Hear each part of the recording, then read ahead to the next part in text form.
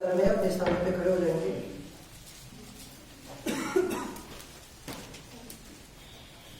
यह परमेश्वर का वचन है और परमेश्वर के वचन में इस प्रकार से लिखा है, यीशु ने फिर लोगों से कहा, जगत की ज्योति मैं हूं, जो मेरे पीछे हो लेगा वह अंधकार में ना चलेगा परंतु जीवन की ज्योति पाएगा।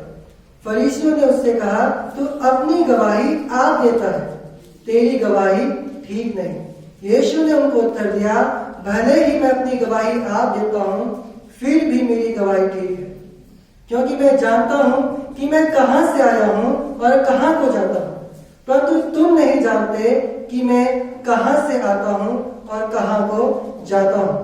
तुम शरीर के अनुसार न्याय करते हो, मैं किसी का न्याय नहीं करता, और यदि मैं न्याय करूं भी तो मेरा न्याय सच्चा है, क्योंकि मैं अकेला नहीं परंतु मैं हूं और पिता है जिसने मुझे भेजा। तुम्हारी व्यवस्था में भी लिखा है कि दो जनों की गवाही मिलकर ठीक होती है। एक तो मैं आप अपनी गवाही देता हूं और दूसरा पिता मेरी गवाही देता है। जिसने मुझे भेजा उन्होंने उससे कहा, तेरा पिता कहाँ है? यीशु ने उत्तर दिया, ना तुम मुझे जानते हो ना मेरे पिता को। यदि मुझे जानते तो मेरे पिता को भी जानते। ये बातें उसने मंदिर में उपदेश देते हुए भंडार घर में कही, और किसी ने उसे ना पकड़ा, क्योंकि उसका समय अब तक नहीं आया था। आप सभी अपने स्थान पर बैठ सकते हैं। पिताजी, हम आपके सम्मुख आते हैं, धन्यवाद देते हैं आपके जीवित और पवित्र वचन के लिए। प्रभु, जो हम सभी के सामने पढ़ा गया है, प्रभु हम चाहते हैं प्रभु आप तमाम अंधकार को हमारे जीवन से दूर करें। प्रभु अपने इस वचन को समझने में आप हम सबकी जो यहाँ पर उपस्थित है सहायता करें परमेश्वर, और हो दे प्रभु हमारे हृदयों को, हमारे मनों को आपके वचन के लिए प्रभु तैयार करें। प्रभु होने दे कि आपका ये वचन हमारे जीवन का एक हिस्सा बन जाए, ताकि हम आपके इच्छा अनुसार अपने जीवन को बिता सकें। दुआ को प्रभु यीशु मसीह के नाम से मांगते हैं, आमीन। सब प्रियो, पिछले रविवार हमने क्या देखा था? हमने उन 7 दावों में से एक दावे को देखा था जो प्रभु यीशु मसीह ने किया। वो दावा क्या था कि यीशु मसीह ने क्या कहा कि मैं जीवन की रोटी हूं। यीशु मसीह ने कहा कि स्वर्ग से जो रोटी उतरी वह मैं हूं। और हमने उसमें देखा था कि कौन हमारे लिए सबसे ज्यादा महत्वपूर्ण है। क्या हमारे लिए सांसारिक वस्तुएं महत्वपूर्ण है, या चंगाई महत्वपूर्ण है, या फिर प्रभु यीशु मसीह महत्वपूर्ण है, जो जगत की, जो जीवन की रोटी है, जो हमारे आत्मा के लिए जरूरी है, जो हमारी आत्मा को तृप्त करता है। और हमने देखा था कि यदि हम यीशु मसीह पर जो जीवन की रोटी है विश्वास करते हैं तो वो हमें अनंत जीवन देता है। और आज हम यीशु मसीह के दूसरी मैं हूं के दावे पर विचार करेंगे। और वह ये दावा क्या है? यीशु मसीह ने क्या कहा कि मैं जगत की ज्योति हूं। और जो आज हमारा जो विषय वो है कि यीशु जीवन की ज्योति है। यीशु जीवन की ज्योति है। और इस बात को हम 2 बातों के द्वारा समझने का प्रयास करेंगे। पहली बात, यीशु मसीह का दावा पद 12, यीशु मसीह का दावा पद 12, और दूसरी बात फरीसियों का यीशु के साथ वार्तालाप 13 से 20 पर। फरीसियों का यीशु के साथ वार्तालाप 13 से 20 पर। तो आइए हम सबसे पहले पहली बात पर विचार करते हैं, यीशु मसीह का दावा पद 12 में यीशु मसीह ने क्या कहा? यीशु ने फिर लोगों से कहा, जगत की ज्योति मैं हूं, जो मेरे पीछे हो लेगा वह अंधकार में ना चलेगा परंतु जीवन की ज्योति पाएगा। यहाँ पर हम क्या देखते हैं कि यीशु मसीह ने फिर लोगों से कहा, यानी इससे पहले भी प्रभु यीशु मसीह ने लोगों से कहा है। यदि हम 8वें अध्याय के शुरुआत में देखें तो यीशु मसीह वहां पर क्या कर रहा था? यीशु मसीह मंदिर में लोगों को सिखा रहा था। यीशु मसीह मंदिर में लोगों को उपदेश दे रहा था। यदि हम एक पद को देखें, वहां पर लिखा है, परंतु यीशु जैतून के पहाड़ पर गया, भोर को वह फिर मंदिर में आया, सब लोग उसके पास आए और वह बैठकर उन्हें उपदेश देने लगा। वो वहां पर बैठकर उन्हें सिखाने लगा परमेश्वर के वचन को, वहां पर परमेश्वर के वचन को सुना रहा था। परंतु हम देखते हैं कि इसी बीच क्या होता है कि कुछ शास्त्री और फरीसी एक स्त्री को जो व्यभिचार में पकड़ी गई थी वहां पर ले आते हैं, और जिसे हम 8 अध्याय उसके 3 से 11 पद में देखते हैं। तो तब शास्त्री और फरीसी एक स्त्री को लाए जो व्यभिचार में पकड़ी गई थी, और उसको बीच में खड़ा करके यीशु से कहा, हे गुरु, यह स्त्री व्यभिचार करते पकड़ी गई है। व्यवस्था में मूसा ने हमें आज्ञा दी है कि ऐसी स्त्रियों पर पथराव करे, अतः तू इस स्त्री के विषय में क्या कहता है? और वे किस उद्देश्य से आए थे? बाइबल आगे बताते कि उन्होंने उसको परखने के लिए बात कही ताकि उस पर दोष लगाने के लिए कोई बात पाए। और क्यों वो प्रभु यीशु मसीह से क्यों वो प्रभु यीशु मसीह को पकड़वाना चाहते थे? क्यों उसमें वो दोष ढूंढ रहे थे? क्योंकि वे प्रभु यीशु मसीह से जलन रखते थे। क्यों? क्योंकि यीशु मसीह उनकी गलत शिक्षाओं का और उनके कपटपूर्ण जीवन का खंडन करता था। वह उनकी खुद की बनाई हुई रीतियों का क्या करता था? नकारता था। उनके अनुसार वो नहीं करता था। और हम देखते हैं कि यीशु मसीह सब्त के दिन लोगों को चंगा करता था। इसलिए वो क्या कहते थे कि तू परमेश्वर की व्यवस्था को तोड़ता है।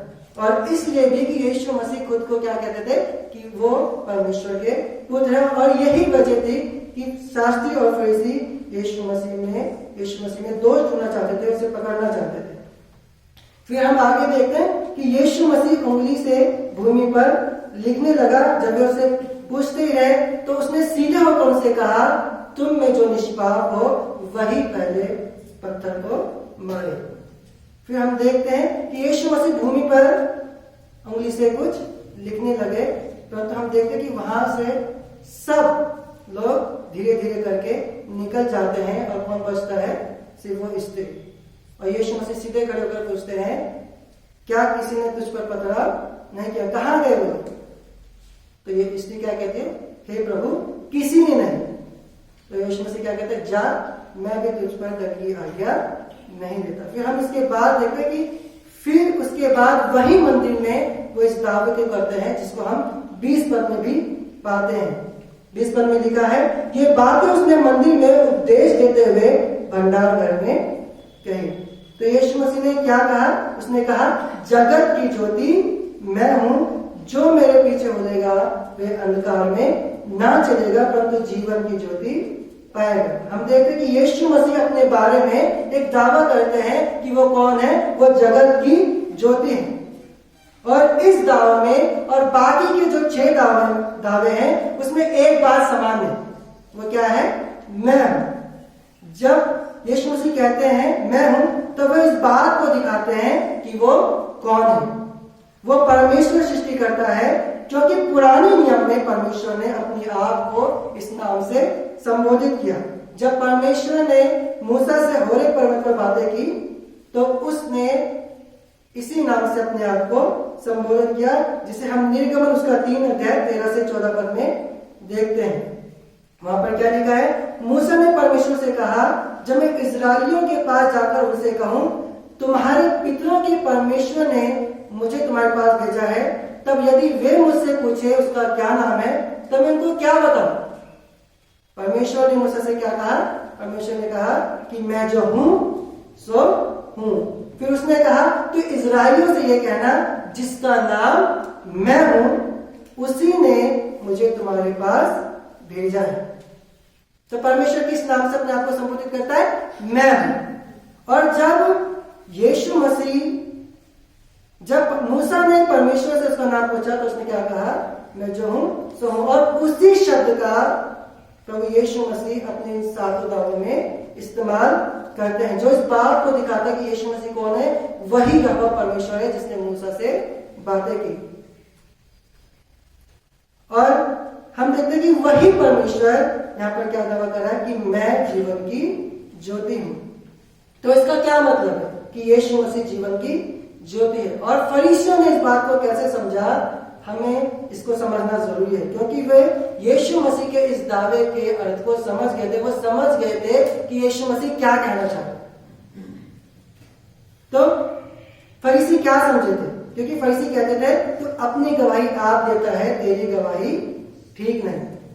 हम देखते हैं कि पुराने नियम में कुछ भविष्यवाणियां हैं मसीहा के आने की, जहां उस आने वाले मसीहा की भविष्यवाणी है जो लोगों के लिए प्रकाश ठहरेगा। यदि हम यशायाह का 9 अध्याय उसके 2 पद को देखें, वहां पर लिखा है, जो लोग अंधियारे में चल रहे थे उन्होंने बड़ा उजियाला देखा, और जो लोग घोर अंधकार से भरे हुए मृत्यु के देश में रहते थे उन पर ज्योति चमकी। और फिर उसी यशायाह की पुस्तक में उसके 49 अध्याय 6 पद में हम देखें, वहां पर लिखा है, उसी ने मुझसे यह भी कहा है, यह तो हल्की सी बात है कि तू याकूब के गोत्रों का उद्धार करने और इजराइल के रक्षित लोगों को लौटा ले आने के लिए मेरा सेवक ठहरे। मैं तुझे जाति जाति के लिए ज्योति ठहराऊंगा कि मेरा उद्धार पृथ्वी की एक ओर से दूसरी ओर तक फैल जाए। पुराने नियम देखते कि ये बातें परमेश्वर ने इस्राएलियों के बारे में कही, लेकिन ये बातें हम देखते हैं कि नए नियम में मसीह में पूर्ण रूप से पूरी होती हैं।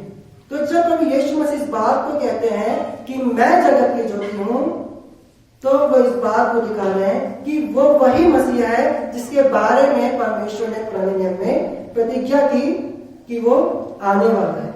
वही है जो समस्त मानव जाति के लिए ज्योति बनकर इस संसार में आया। और हम इस बात को जानते हैं कि समस्त मानव जाति अंधकार यानी पाप के वश में, शैतान के वश में, और सच्चे परमेश्वर से क्या है, वो अनजान, और वे नहीं जानते कि इस अंधकार से कैसे निकले, कैसे इस अंधकार से छुटकारा पाए। क्यों? क्योंकि मनुष्य अपने आप को इस अंधकार से निकालने में, इस अंधकार से बचाने में अयोग्य है, असक्षम है। इसलिए यीशु मसीह को जरूरत पड़ी कि वो जगत की ज्योति बनकर इस संसार में हम पापियों के लिए आए। यीशु मसीह संपूर्ण मानव जाति के लिए उद्धारकर्ता बनकर है, क्योंकि संपूर्ण मानव जाति पाप और अंधकार में है। जिस प्रकार से इस संसार की ज्योति कौन है? इस संसार की ज्योति कौन है? सूर्य। सूर्य क्या करता है?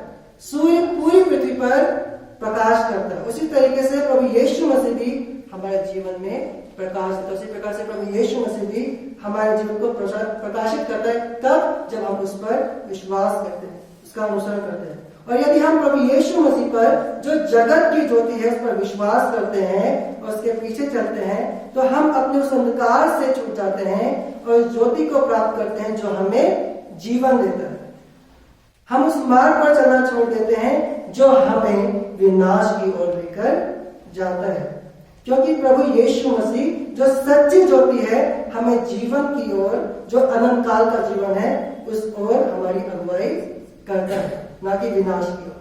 वह हमें अंधकार से छुड़ाता है और ज्योति में ले आता, ताकि हम उसके मार्गों पर चले और उसके अनुसार अपने जीवन को बिताएं। जैसा कि लिखा है, जो मेरे पीछे होगा वो अंधकार में ना चलेगा परंतु जीवन की ज्योति पाएगा।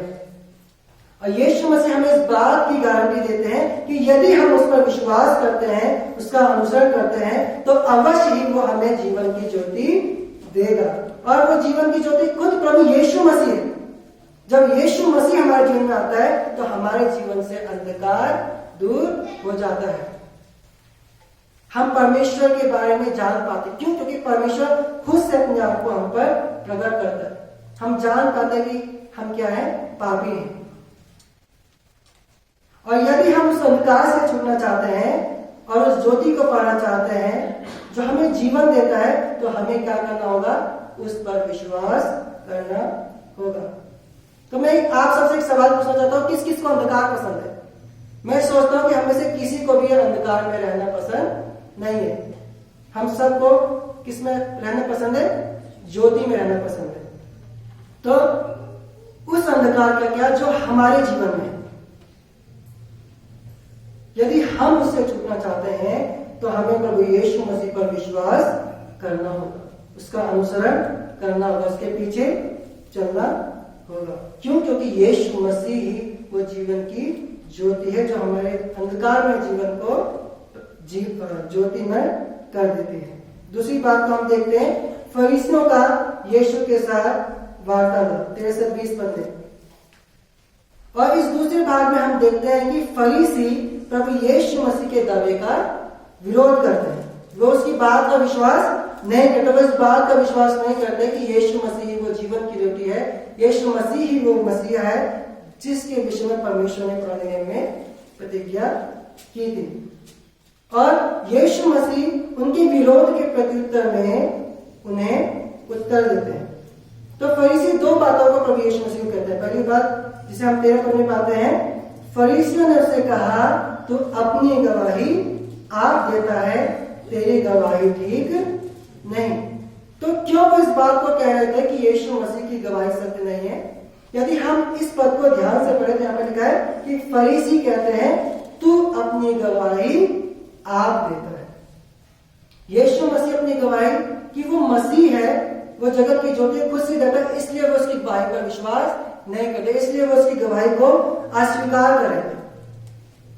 पर यही फरीसी जब उन्होंने कुछ लोगों को यूहन्ना बपतिस्मा देने वाले के पास भेजा ये पूछने के लिए कि क्या तू मसीह है, तो उन्होंने उसकी बात को मान लिया, जिसे हम यूहन्ना रचित सुसमाचार उसका 1 अध्याय 19 से 20 पद में देख सकते हैं। यूहन्ना रचित सुसमाचार उसका 1 अध्याय 19 से 20 पद में यहाँ पर लिखा है, यूहन्ना की गवाही यह है कि जब यहूदियों ने यरूशलेम से याजकों और लेवियों को उससे यह पूछने के लिए भेजा तू कौन है, तो उसने ये मान लिया और उसका इनकार नहीं किया, परंतु मान लिया कि मैं मसीह नहीं हूं। फिर हम 24 पद में देखते हैं, वे फरीसियों की ओर से भेजे गए थे। फिर आगे हम पढ़े तो वहां पर लिखा है, उन्होंने उससे यह प्रश्न पूछा यदि तू ना मसीह है और ना एलिया है और ना भविष्यवक्ता है तो फिर बपतिस्मा क्यों देता है? 26 पद में देखते हैं, यूहन्ना ने उनको उत्तर दिया, मैं तो जल से बपतिस्मा देता हूँ, परंतु तुम्हारे बीच में एक व्यक्ति खड़ा है जिसे तुम नहीं जानते, अर्थात मेरे बाद आने वाला है, जिसकी जूती का बंध में खोलने के योग्य नहीं। तो हम देखते हैं कि यीशु उन्होंने क्या किया, यूहन्ना बपतिस्मा देने वाले की बात को मान लिया कि जो उसने अपने विषय में गवाही दी उसको उन्होंने स्वीकार कर लिया। पर यही फरीसी किस बात पर विश्वास नहीं करते, वो यीशु मसीह पर विश्वास नहीं करते कि वही वो जगत की ज्योति है, वही वो मसीहा है। और फिर हम इसके प्रत्युत्तर में यीशु मसीह के उत्तर को देखते हैं, जिसमें यीशु मसीह बताता है कि क्यों उनकी गवाही सच्ची है, क्यों उनकी गवाही सत्य है।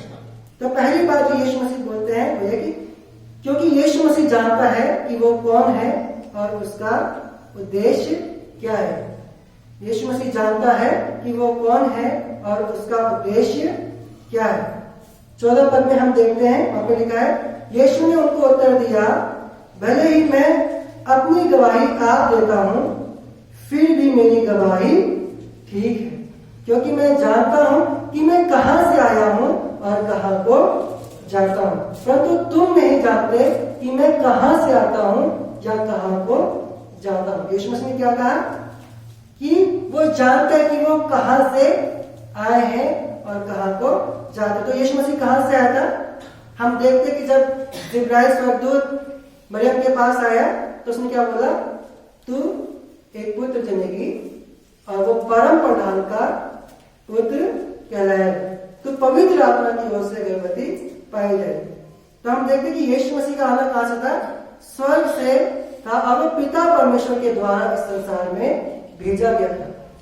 बाइबल कहती है, एक और पद हम देखते हैं जो हम सब इस पद को जानते हैं, यूहन्ना रचित सुसमाचार 3 अध्याय 16 पद में लिखा है, परमेश्वर ने जगत से ऐसा प्रेम किया कि उसने अपने इकलौता पुत्र दे दिया ताकि जो कोई इस पर विश्वास करे वो नाश ना हो परंतु अनंत जीवन पाए। तो यीशु मसीह कहां से आया था? यीशु मसीह स्वर्ग से आया था और परमेश्वर पिता द्वारा इस संसार में भेजा गया था ताकि जगत उसके द्वारा क्या पाए, उद्धार पाए। और क्या उद्देश्य था यीशु मसीह का आने का? ताकि हम जैसे पापी जो अंधकार में जी रहे थे उनको जीवन की ज्योति देने, जीवन का मार्ग दिखाए। वो हमें हमारे पापों को क्षमा करने, हमें पापों से छुड़ाने के लिए इस संसार में मनुष्य बनकर आया। और कैसे उसने इस कार्य को किया? क्रूस पर अपने बलिदान के द्वारा से। हाँ, यीशु मसीह ने इस कार्य को क्रूस पर अपने बलिदान के द्वारा से पूरा किया है। यीशु मसीह के कार्य के द्वारा यह संभव हो सका है कि हम उसकी ज्योति को पाते हैं। दूसरी बात, यीशु मसीह क्या कहते हैं कि मैं जानता हूं कि मैं कहां को जाता हूं। तो यीशु मसीह कहां जानते हैं? यदि हम मरकुस रचित सुसमाचार उसका 16 अध्याय 19 पद को देखें, वहां पर क्या लिखा है? जब यीशु मसीह मृतकों में से जी उठे तो वह अब अंतिम बार स्वर्ग में उठाए जाने से पहले अपने चेलों को मिलते हैं। और वहां पर क्या होता है? प्रभु यीशु उनसे बातें करने के बाद स्वर्ग में उठा लिया गया और परमेश्वर की दाहिनी ओर बैठ गया। यानी प्रभु यीशु मसीह जहां से आया था वहां वो वापस लौट गया। उसने उस महिमा को जो संसार में आने से पहले पिता की उसके साथ थी, उस महिमा को उसने फिर से पा लिया।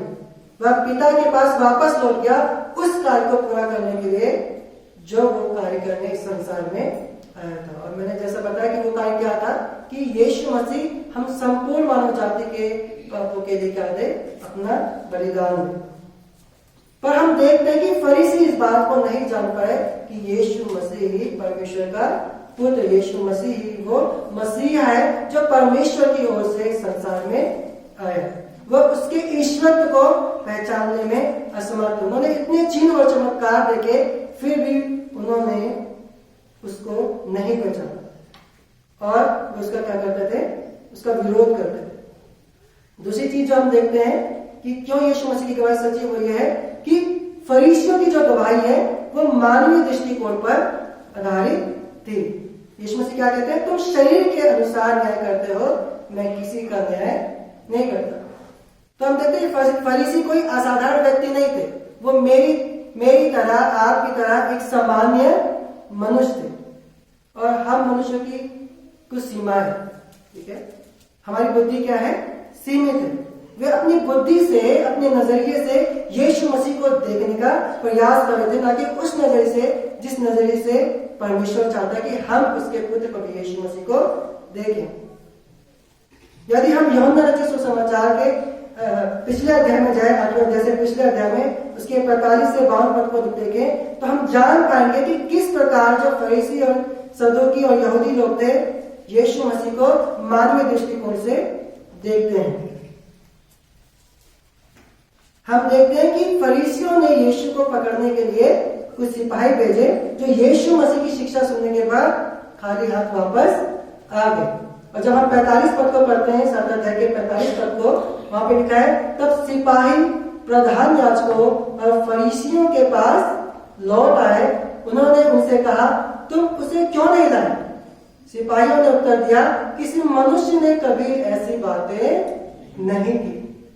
फरीसियों ने उनको उत्तर दिया, क्या तुम भी भरमाए गए हो? क्या सरदारों या फरीसियों में से किसी ने भी उस पर विश्वास किया है? परंतु ये लोग जो व्यवस्था नहीं जानते शापित है। निकोदेमुस ने जो पहले उसके पास आया था और उनमें से एक था, उनसे कहा, क्या हमारी व्यवस्था किसी व्यक्ति को जब तक पहले उसकी सुनकर जान न ले कि वो क्या करता है दोषी ठहराती है? उन्होंने उससे उत्तर दिया, क्या तू भी गलील का है? ढूंढ और देख कि गलील से कोई भविष्यवक्ता प्रकट नहीं होने का। तो वे क्या कहते थे? वो कहते कि गलील से कोई भविष्यवक्ता प्रकट नहीं होने का। मसीह को प्रकट होने की तो दूर की बात है। तो हम देखते कि किस प्रकार वो यीशु मसीह को अपने मानवीय नजरिए से, अपने मानवीय दृष्टिकोण से देखते हैं। वे यीशु मसीह को एक सामान्य मनुष्य की तरह ही देखते हैं, लेकिन हम जानते हैं कि यीशु मसीह कौन है? वो परमेश्वर है, वो परमेश्वर का पुत्र है। तीसरी बात हम क्या देखते हैं कि क्यों यीशु मसीह की गवाही सत्य है? क्योंकि यीशु मसीह अकेला अपनी गवाही नहीं देता, परंतु पिता भी उसकी गवाही देते हैं। यीशु मसीह अपनी गवाही अकेला नहीं देता, परंतु पिता भी उसकी गवाही देते हैं। यूहन्ना उसके 8 अध्याय 16 से 18 पद में लिखा है, और यदि मैं न्याय करूं भी तो मेरा न्याय सच्चा है, क्योंकि मैं अकेला नहीं परंतु मैं हूं और पिता है जिसने मुझे भेजा। तुम्हारी व्यवस्था में भी लिखा है कि 2 जनों की गवाही मिलकर ठीक होती है। एक तो मैं आप अपनी गवाही देता हूं और दूसरा पिता मेरी गवाही देता है जिसने मुझे भेजा। तो कैसे पिता अपने पुत्र प्रभु यीशु मसीह की गवाही देता है? यीशु मसीह ने क्या कहा? यीशु मसीह ने, जब हम आगे 10वें अध्याय में जाते हैं, उसके 37 से 38 पद में यीशु मसीह ने कहा, तुम मेरी बातों का तो विश्वास नहीं करते, पर कम से कम मेरे उन कामों का तो विश्वास करो जो मैं तुम्हारे सामने करता हूं, ताकि तुम जानो कि मैं पिता में हूं और पिता मुझ में। क्या करे प्रभु यीशु मसीह? कि ठीक है, तुम मेरी बातों का विश्वास नहीं करते, पर मेरे कामों का तो विश्वास करो और ये जानो कि मैं कहां से हूं, मैं परमेश्वर से हूं। तो यीशु मसीह ने जो भी आश्चर्य काम किए, वे इस बात को बताता है कि यीशु मसीह ही क्या है? परमेश्वर का पुत्र। वही वो मसीह है जिसके विषय में परमेश्वर ने प्रतिज्ञा की थी। हम देखते हैं कि यीशु मसीह ने क्या किया? आदि को शांत किया, कई बार मृतकों को जिलाया, कई बार उसने बीमारों को चंगा किया, दुष्ट आत्मा ग्रसित लोगों को भी छुटकारा दिया। और ये सारे काम इस बात की गवाही देते हैं कि यीशु परमेश्वर की ओर से है। तो परमेश्वर आप अपने पुत्र की आश्चर्य कर्म के द्वारा से क्या करता है? गवाही देता है कि यीशु मसीह ही क्या है? परमेश्वर का पुत्र है। इसलिए यीशु मसीह की जो गवाही है वो सत्य है। और फिर यीशु मसीह क्या करते हैं? व्यवस्था से फरीसी को उद्धरण देते हैं। वहां पर लिखा है कि तुम्हारी व्यवस्था में भी लिखा है कि 2 जनों की गवाही मिलकर ठीक होते। पुराने नियम परमेश्वर ने क्या व्यवस्था दी थी? यदि कोई बात होती है तो कम से कम उसके लिए 2 गवाह होने चाहिए, एक व्यक्ति की गवाही मान्य नहीं होगी। और यहां यीशु मसीह कहते हैं कि मैं तो हूं अपना गवाह, लेकिन उसके साथ साथ कौन है? पिता भी मेरी गवाही देता है उन कार्यों के द्वारा से जो मैं परमेश्वर की सामने से करता हूं। फिर हम देखते हैं, इसके बाद हम देखते हैं कि वह यीशु मसीह से प्रश्न पूछते हैं कि तेरा पिता कहां है? 19वें पद में उन्होंने उससे कहा, तेरा पिता कहां है? यीशु मसीह ने क्या उत्तर दिया? ना तुम मुझे जानते हो ना मेरे पिता को। यदि मुझे जानते तो मेरे पिता को भी जानते। तो हम देखते हैं कि किस प्रकार से वो बार बार प्रभु यीशु मसीह का अपनी बातों के द्वारा से विरोध कर रहे हैं। वो इस बात को जानते हैं कि यीशु मसीह किस पिता के बारे में बात कर रहे हैं, लेकिन फिर भी वो क्या करते हैं? वो क्या पूछे कि तेरा पिता कहां है? यीशु मसीह किसी और पिता के बारे में नहीं बात कर रहे। यीशु मसीह अपने संसारिक पिता यूसुफ के बारे में बात नहीं कर रहे, बल्कि वो किस पिता के बारे में कर रहे हैं? परमेश्वर पिता के बारे में। और फरीसी भी इस बात को जानते थे कि यीशु मसीह के कहने का मतलब क्या है।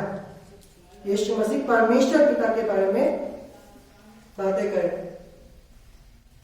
पर फिर भी वे उसका विश्वास नहीं करते। वे यीशु मसीह को एक साधारण मनुष्य की तरह समझते थे, क्योंकि वे उसको एक मानवीय दृष्टिकोण से देखते थे। और हम देखते कि वो इस बातचीत को, इस वार्तालाप को एक मजाक उड़ाने के द्वारा से खत्म करते हैं, जब वो कहते हैं कि तेरा पिता कहां है। ये एक प्रकार से क्या आता है? वो यीशु मसीह का उपहास कर रहे, वो यीशु मसीह का मजाक उड़ा, उसका ठट्ठा कर रहे। और क्यों वे इसको कह रहे हैं?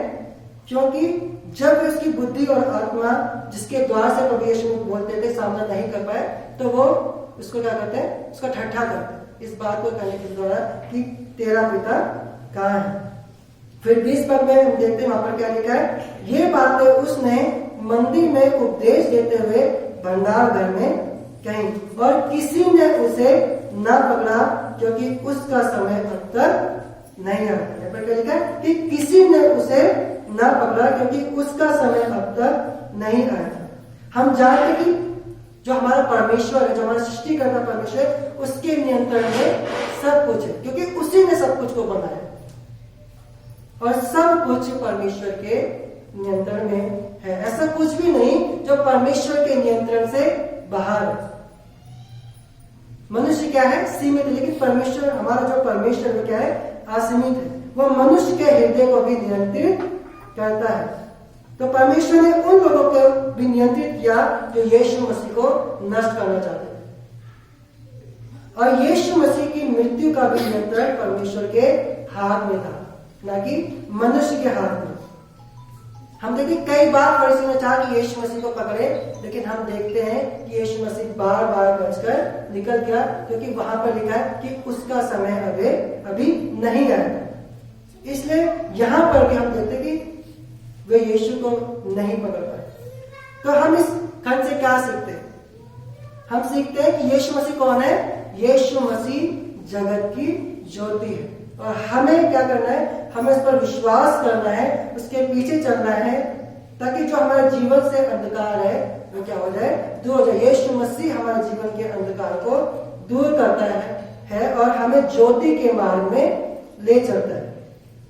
हमें उन फरीसियों की तरह नहीं बनना जिन्होंने विश्वास नहीं किया और वह हमेशा हमेशा तक उस अंधकार में पड़े रहे, और वह अंधकार एक दिन उनको खा ले जाएगा अनंत विनाश की ओर। तो इसलिए हमें खुद से सवाल पूछने की जरूरत है कि क्या ये ज्योति मेरे जीवन में है? और वो ज्योति कौन है? प्रभु यीशु मसीह। क्या यीशु मसीह मेरे जीवन में है ना? कई बार हम खुद को मसीह कहते हैं, लेकिन यीशु मसीह हमारे जीवन में नहीं दिखता। तो हमें खुद से पूछना है, क्या ये ज्योति मेरे जीवन में है? क्या इसे मैंने ग्रहण किया है? क्या हम इस ज्योति के पीछे चल रहे हैं? यदि नहीं, तो आज वो समय है कि हम प्रभु यीशु मसीह पर विश्वास करें, जो कि जीवन की ज्योति है, और उससे अपने जीवन में ग्रहण करें, उसका अनुसरण करें। क्योंकि यदि हम इस ज्योति का इनकार करते हैं तो हम उस अंधकार में पड़े रहेंगे जो हमें परमेश्वर से दूर विनाश की ओर लेकर जाता है। तो प्रियो, आज हमारे पास समय है, जबकि परमेश्वर का वचन हमसे कहता है कि हम उस पर विश्वास करें। तो आइए हम सकारात्मक रूप से इस बात का उत्तर दें। आइए हम सभी अपनी आंखों को बंद करें और परमेश्वर से प्रार्थना करें। पिताजी, हम आपके सम्मुख आते हैं, धन्यवाद देते हैं परमेश्वर। प्रभु, जो हम अंधकार में थे, जो हम पाप में थे, हम परमेश्वर आपके बारे में नहीं जानते। प्रभु परमेश्वर, आपने अपने पुत्र प्रभु यीशु मसीह को संसार ज्योति बनाकर भेजा, ताकि वो हमारे जीवन से तमाम अंधकार को, तमाम जो अज्ञानता है, जो पाप, उसको दूर करे। प्रभु, हम धन्यवाद देते हैं आपके पुत्र प्रभु यीशु मसीह के।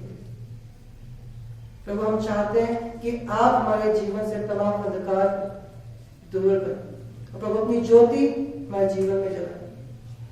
प्रभु, आप हमारे हृदय में, हमारे जीवन में परमेश्वर, और तमाम जो हमारे हृदय में अंधकार है उसे दूर करें, और हम दें कि हम आपकी ज्योति में चल सके, हम आपकी ज्योति में चलने वाले बन सके, ताकि हम भी ज्योति की संतान ठहरे।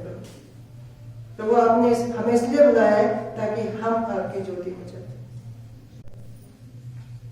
प्रभु, हमें संसार के तमाम प्रलोभनों से, तमाम पाप और बुराई से बचाओ। प्रभु, हमने की जो वचन आज हमने सीखा है, प्रभु उसके अनुसार अपने जीवन को बिताना है, और प्रतिदिन परमेश्वर आपके पीछे चलना है। प्रभु, यहाँ पर उपस्थित मेरे भाई बहनों को मैं आपके हाथ में सौंपता हूं। प्रभु, आप उनकी संसार, उनकी सहायता करें, ताकि वे आपका भय माने। दुआ को अपने उद्धार करता मुक्तिदाता प्रभु यीशु मसीह के नाम से मांगते हैं।